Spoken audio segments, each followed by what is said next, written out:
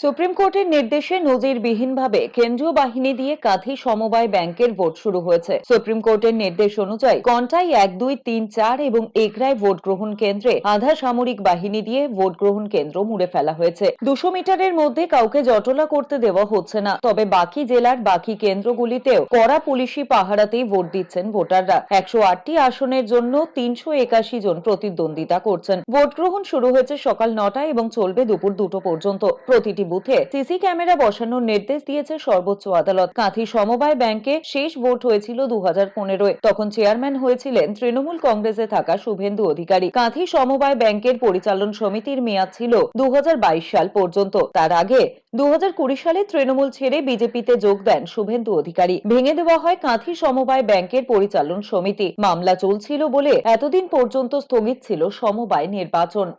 একদম নির্বিঘ্নে ভোট দিচ্ছেন সুন্দরভাবে। মমতা বন্দ্যোপাধ্যায়ের নীতি আদর্শ নিয়ে আজকে সারা পশ্চিমবঙ্গ এগিয়ে চলেছে।